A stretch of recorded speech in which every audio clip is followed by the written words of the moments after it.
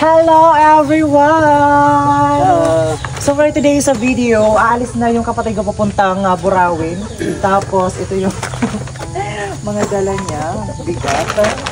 Since ihatid ni Father yung videographer natin guys sa school niya. Grade 6 na siya, di ba?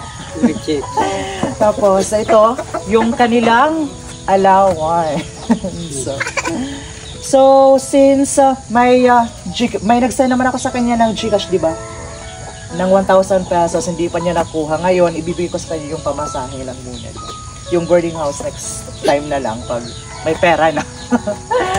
So si Father din, bali ngayon, tag 500 lang muna kayo. Pamasahe niya 200, tapos kay Father may 500 din. Kasi babayad niya ng utang niya. May utang si Father na 500 sa kanyang kumpare. Ayan. So bale, bumili ka na rin doon ng ulam natin na bangus. Maganda siyang sinigang para may sabaw tayo mamaya. So yung pambili ng ulam. Bali yung gamitin mo na pambili yung 1,000 para masinsilyuan siya. Tama na. Tapos, ito naman yung baon ng videographer natin. Good for 1 week na yan. 1 week. Tapos, bumili ka na rin, Father, ng tinapay, then yung sukli, gasolina na lang. Yan. Okay. So, bali guys, ayan yung kinita natin sa pag-affiliate marketing, yung commission po natin, di ba? Kahit suking-suki tayo doon sa TikTok ng mga bashers sa pag-promote natin mga products. Okay lang, as long as na nakakatulong tayo sa ating family at saka as long as na yung ginagawa natin is wala naman tayong ginagawang masama at saka wala tayong tinatapang ng ibang tao. So, gaan sa pakiramdam guys na nakakatulong tayo sa family natin. So napakagandang pamamaraan, di ba? So thank you so much sa lahat ng mga viewers po natin out there, especially sa lahat ng mga kabataan na nanonood sa atin today na mag-aral kayo ng mabuti kasi ngayon ko lang na-realize na hindi pala biro kumita ng pera, napakahirap kumita ng pera.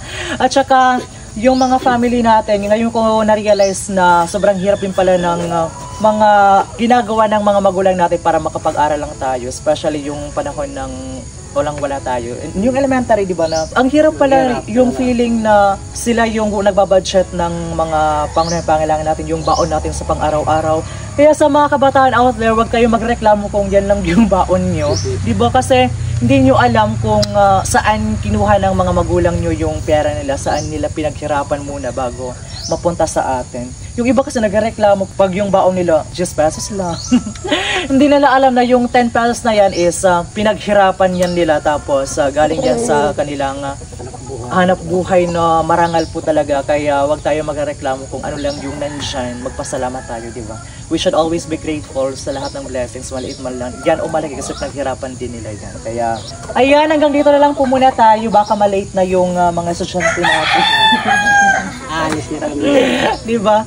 So, hindi pa sila naka-attend ng flag ceremony, pero nagkaroon na sila ngayon ng lecture.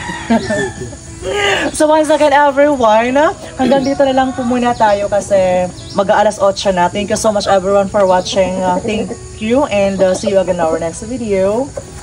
Bye-bye!